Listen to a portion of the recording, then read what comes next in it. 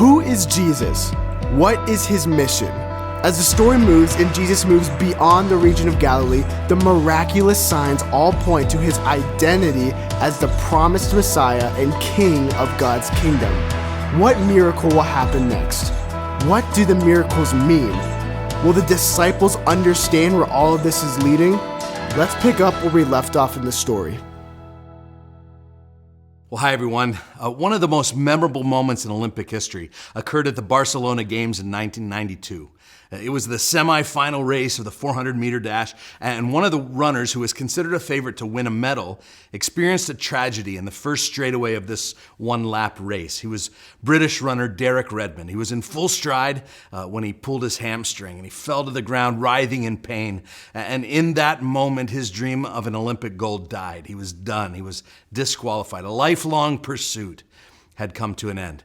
And the crowd was aghast, and they were watching this develop, and a scuffle was taking place along the track, and a large man was kind of pushing his way through the security guards. And breaking all protocol, the man ran onto the track, and the man was Jim Redmond, the injured athlete's father.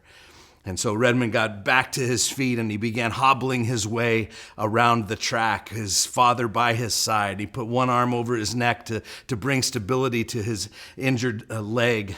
And to the roaring crowd, the father and son slowly but with great dignity finished the last 250 meters of the race.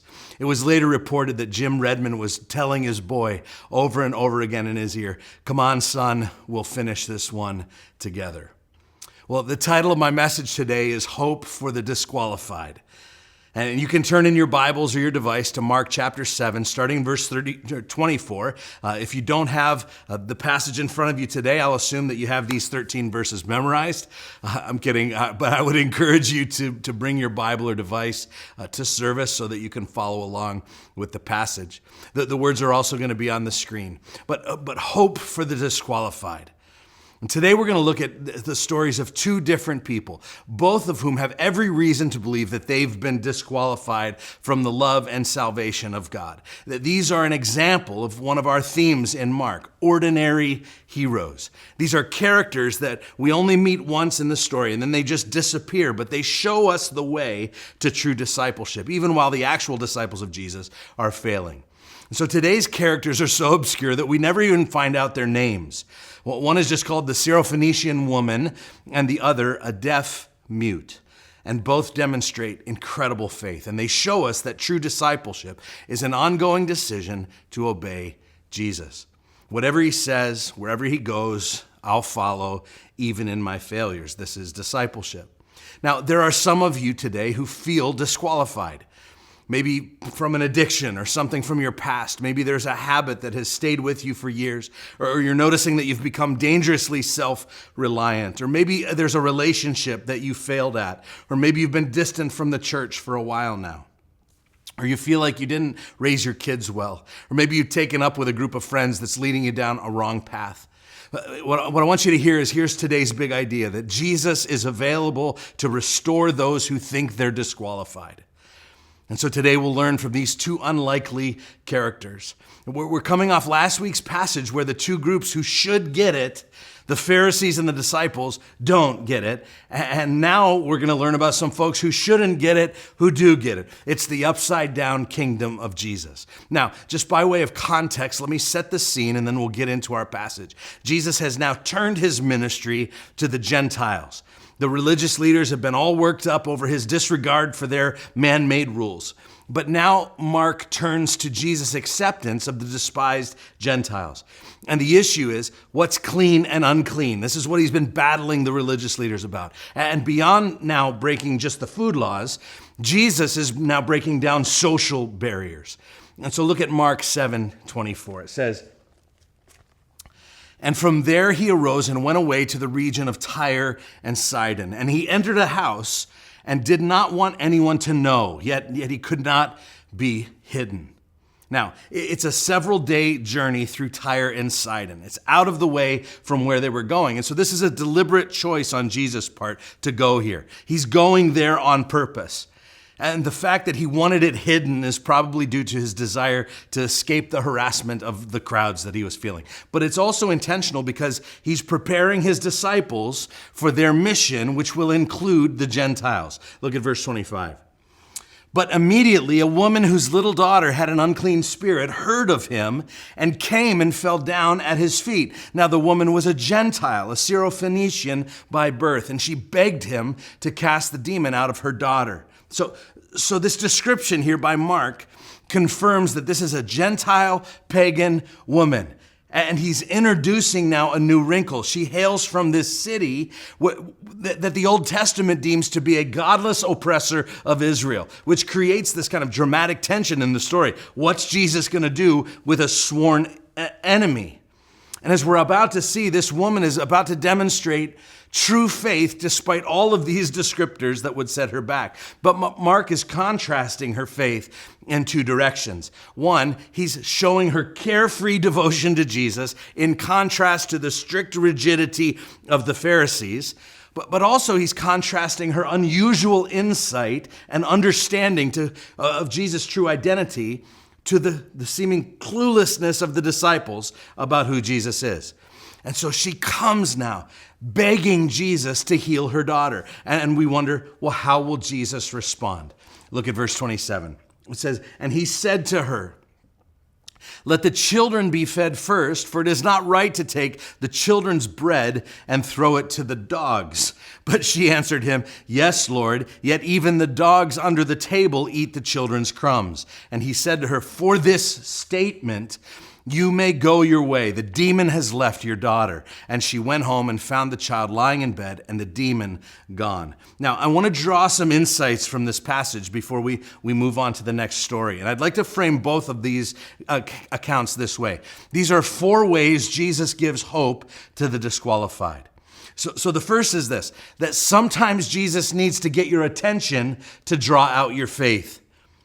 This woman was fully aware that she's not qualified to approach Jesus. She doesn't have any of the religious or moral or ethnic or gender credentials to interact with a devout Jew, let alone a rabbi. And yet she does something shocking. She pushes her way through the crowd and she falls down on her knees before Jesus and she begs him to cast the demon out of her daughter. If she had done such a thing in front of a Pharisee, he would have wrapped his clothes around himself lest anything on him would touch her, and he would have driven her out of his presence. That's what was supposed to happen according to tradition. And so when you see her courage and you see her boldness, you have to ask the question, what is it that produces this kind of faith? And I would argue to you that there are 2 ingredients to this kind of faith: desperation and hope. She approached Jesus with the tenacity of a mom. In fact, I like to think there's a scale of bravery in the world. There are the wimps, and then there are the normal people, and then there are the superheroes, and then there are moms.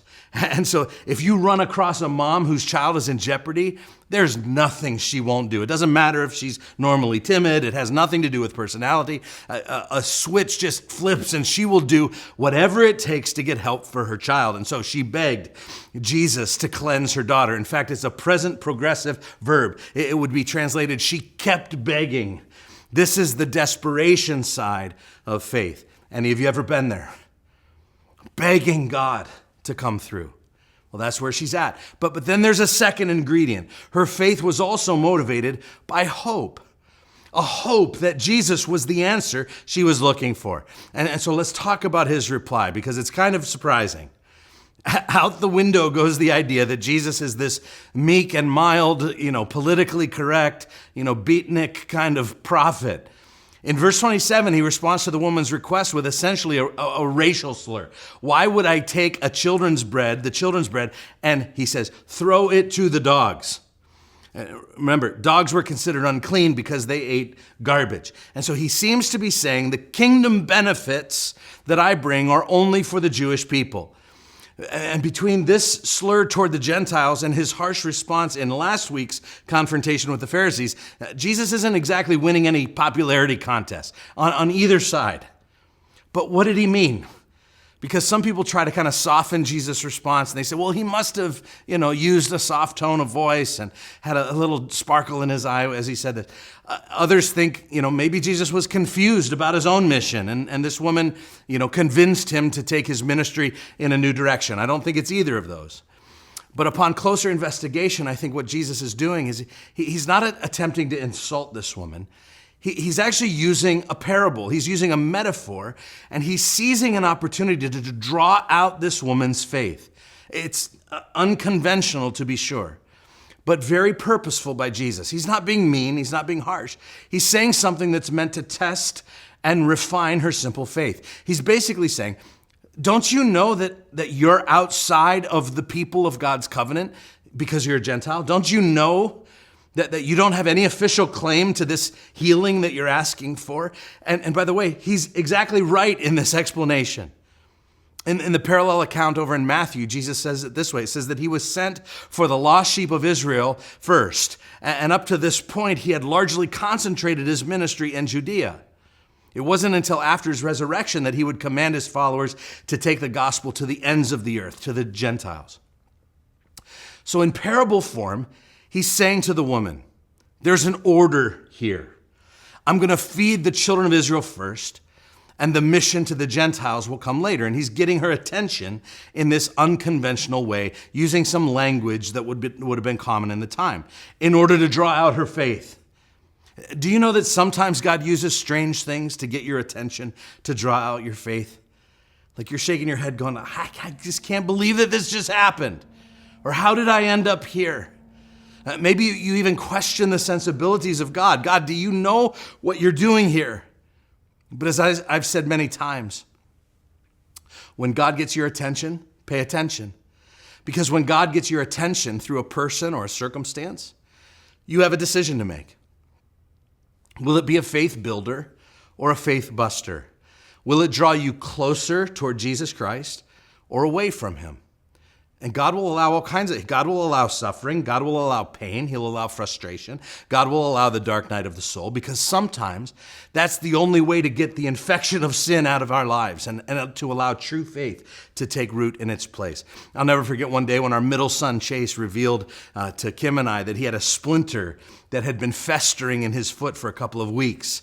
He didn't want to tell us about it because he knew what was about to happen. And so we laid him down on his bed, and what happened next didn't feel good, by the way, for either of us. But it was a very deep kind of love for my son, because the only way that foot was going to get better was for me to take a razor and jam it into his flesh. And there wasn't any way to numb it because it was all infected. There wasn't any other way. Our only choice in getting that foot healthy was to cut him and cause him tremendous short-term pain. The infection had to come out. And do you know what would have been the cruelest thing we could have done?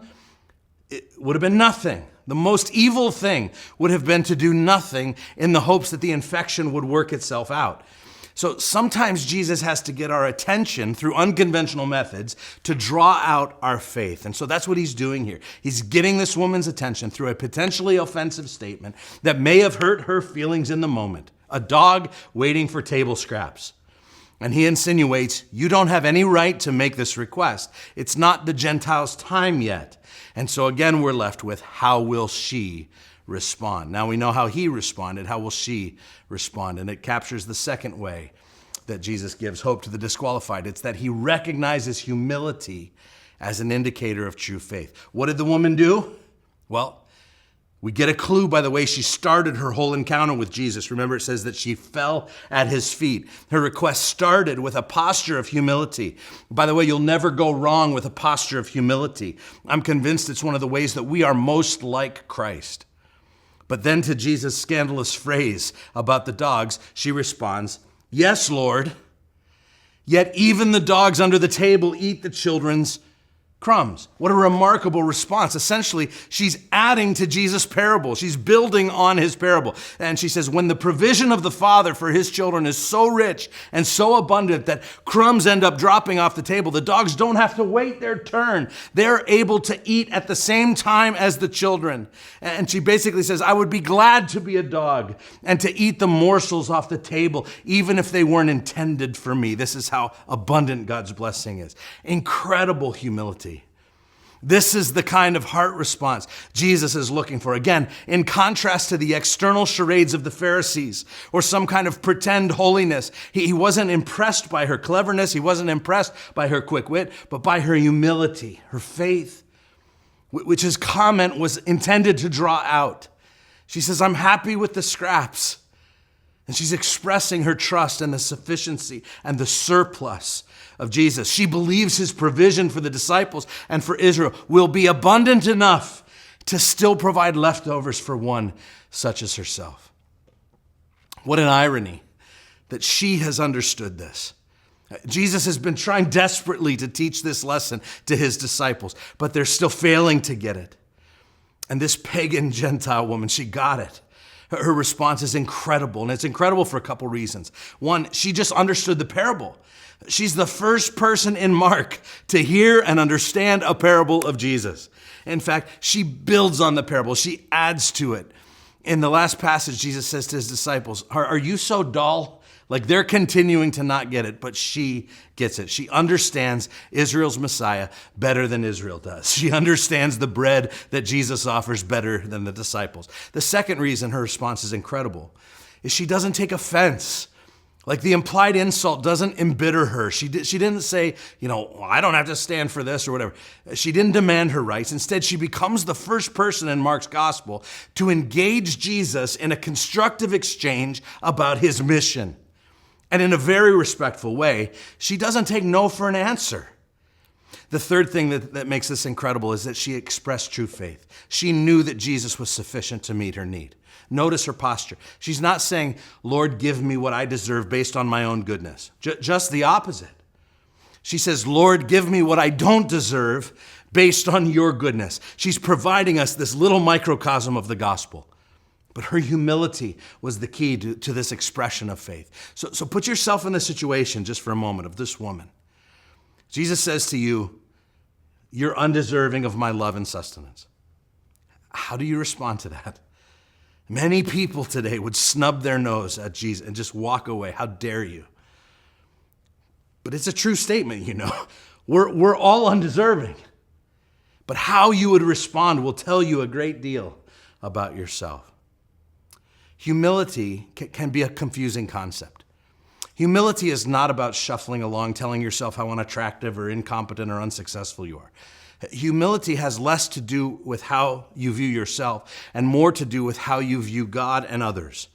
Martin Luther said, humility is when we let God be God. Think about it. This entire universe that we live in functions in such a way to teach us how small we are and how fragile we are. By contrast, most of our society and culture is wired to teach us how important we are and how central we are to everything. Our feelings and our rights are given prime position, but the universe is communicating a very different message. No one has ever stood in front of the Pacific Ocean as it raged and churned and thought about how great of a business person they are. Nobody in these recent weeks has stood and watched the northern lights or stood and watched the solar eclipse and turned to their friend and was like, hey, remember in high school when I could bench press 315? That was awesome. No, the entire universe is communicating to you that you're tiny, that you're fragile, that you control nothing, that you and I are not God, not at any level. We are so minuscule. And so the scriptures are saying that in this kind of world, where you don't control stuff. You don't control the chemical makeup in your brain. You don't control the external forces around you. You don't control the weather. You don't control even your very next breath. In this world that is completely out of your control, therefore, the scripture says, humble yourself under the mighty hand of God. Walk in obedience to the mighty hand of God. Bow before the mighty presence of God. He is the only one who is in control. And it's the only posture that makes sense in light of the evidence.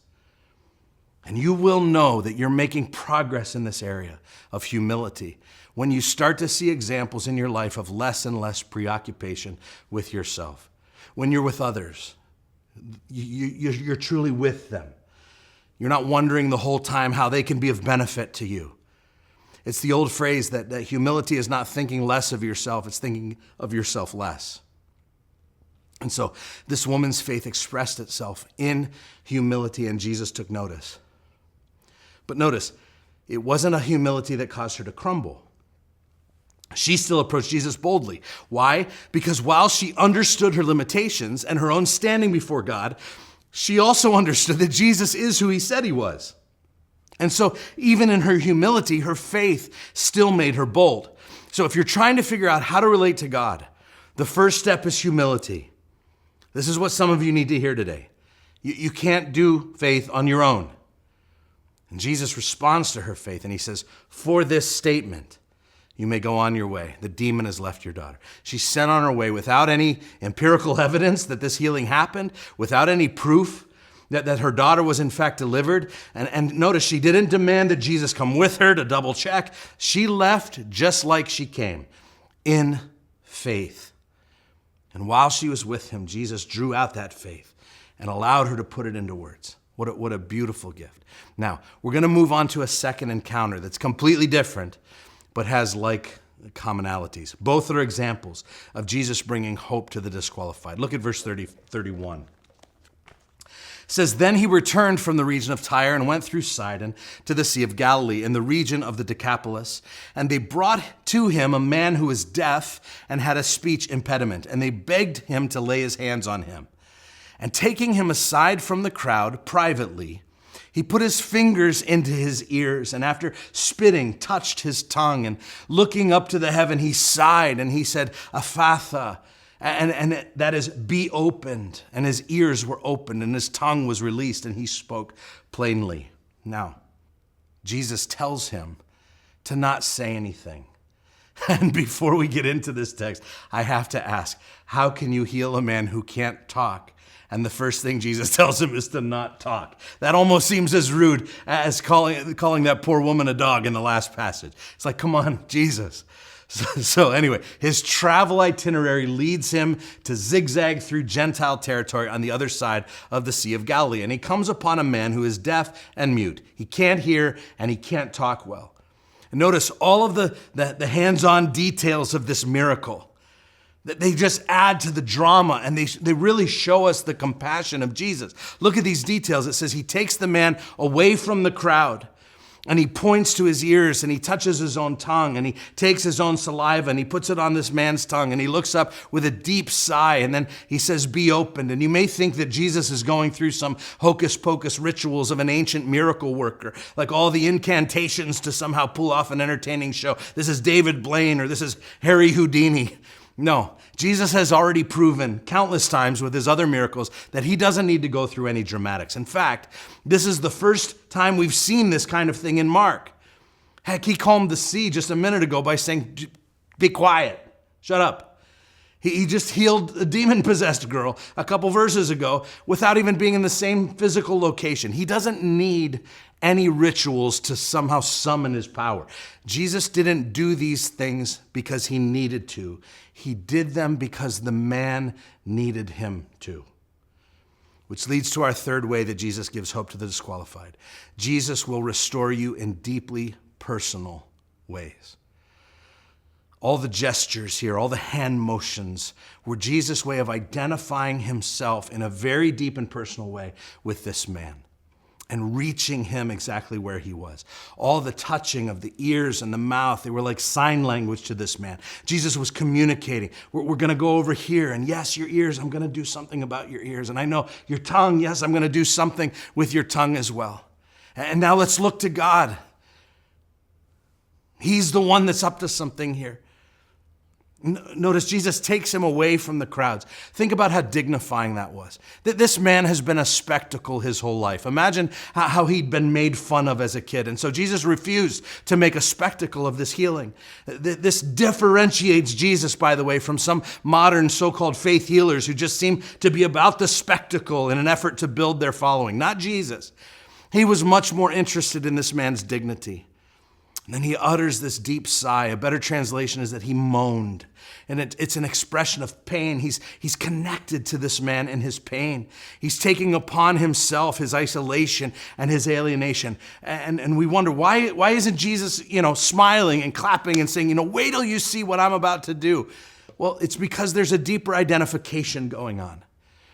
Jesus knows that there's more of a cost in healing this man than just what this moment shows. The price of true restoration is high. And the clue we find here is in this Greek word that Mark uses for deaf and could hardly talk. It's only used one other time in the whole Bible, back in the Old Testament in the book of Isaiah, chapter 35. It's a messianic promise that a day is coming when God will arrive with divine retribution, it says.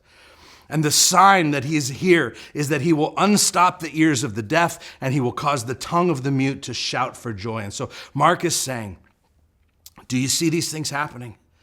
Blind opening their eyes, deaf hearing, the mute are shouting. The Messiah is here, just as he said. Jesus is God who has come to save us. But why the deep sigh? Well, remember the prophecy said that he would save with divine retribution. But Jesus isn't mowing people down. He didn't bring his weapons to destroy the world. So where's the retribution? What does he know that we don't know?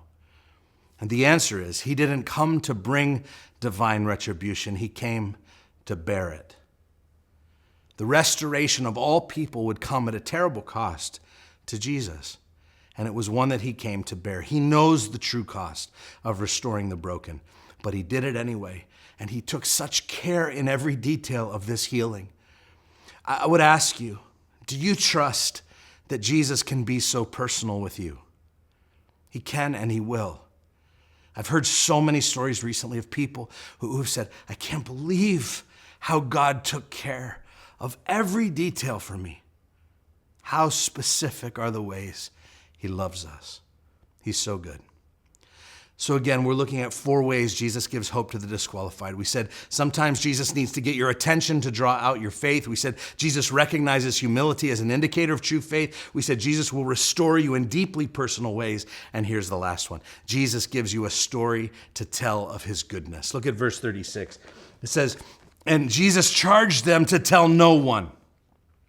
But the more he charged them, the more zealously they proclaimed it. And they were astonished beyond measure, saying, he has done all things well. He even makes the deaf hear and the mute speak. So one of the things that fuels the hope of the disqualified is telling the story of what Jesus has done.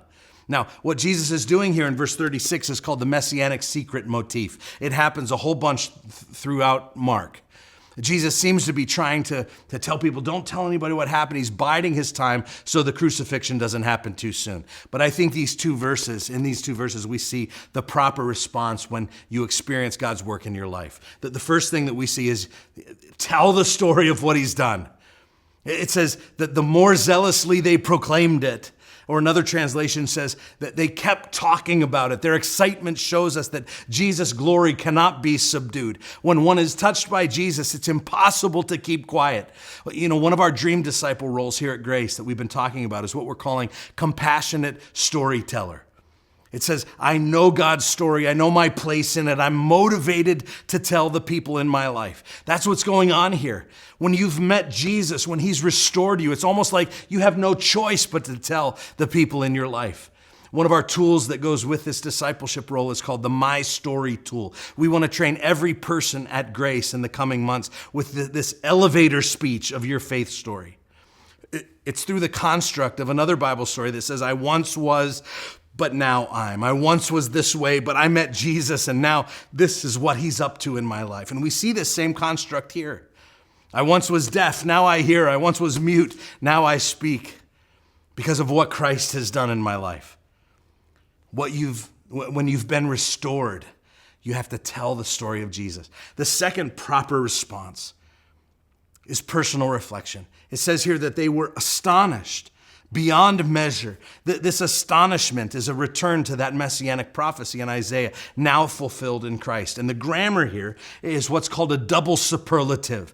This is hyper astonishment. They had an acute awareness of God's activity. And let me ask you, are you acutely aware of God's activity in your life? Are you reflecting enough about your life that you see God's hand at work? Or have you been chalking everything up to random chance or to blind luck or to nameless blessings? I think in heaven we're going to be shocked when we see how often God healed us, all the ways that he spared us, the many ways he gave grace to us. We need to spend a little more time reflecting and being more astonished here on earth by the things that God is doing. So tell the story, personal reflection. And here's the third proper response when you experience God's work. It's just a worship. It says they proclaimed he has done all things well. What are they doing? They're just naming the excellencies of God. What is worship? It's an act of ascribing ultimate worth or value to something. And it doesn't just happen when we're singing. Like you have the opportunity to proclaim God's ultimate worth in how you treat your coworkers and how you engage on social media, how you disagree with your spouse, how you spend your time. Are you demonstrating in all of these things God's ultimate value to you? In this case, the people are just proclaiming he's done all things well. Thanks be to God. Now, at our locations this morning, we're going to conclude our time today by ascribing ultimate worth and value to God through singing for the many ways that he's restored us. But this will be our next step today, along with a time of prayer. And there's a discipleship question that goes with each of our themes in Mark. Today I mentioned our theme was these ordinary heroes. We saw both in the Gentile woman and the deaf-mute man that they understood faith in a way not even those closest to Jesus were understanding. And so our discipleship question that goes with this theme is this: what is my next small step of obedience today? It doesn't have to be a big step. Just a small step in humility can produce great faith, as we've seen today. Now, if you're at one of our locations, your small step of obedience today may be to come forward and receive prayer. Maybe you resonated with today's passage, hope for the disqualified. Maybe something happened recently that made you feel insecure in your standing with God. There's some of you today who, like this man in our passage, need healing. I know that there are men and women here who are carrying deep anxieties and burdens. I know that there are some marriages today that are in a dark place. I know that there are men and women with children who are wayward. I know that there are those who are struggling emotionally or who just feel like God is distant. Others still have a kind of a short circuit in your faith that you can't even explain. Some of you are having a hard time forgiving, maybe forgiving your dad or forgiving your mom, or a hard time letting go of hurt or pain from the past. And so this morning, in humility and in faith, we're going to let God be God. We're going to let the church be the church, a place where we can find grace and help in our time of need. God will respond in a deeply personal way as we reach to him in prayer. We saw earlier that the faith of the Gentile woman came in a combination of desperation and hope. And that's where some of you are this morning. So I want to extend an invitation, church. Let us go and sing in worship and respond to the greatness of God for the many ways that he has restored us. And at the same time, some of you, we just want to create some space if you need prayer. Maybe you feel disqualified today. We want to pray for you and allow you to sense the very presence of God in this place. I love you guys.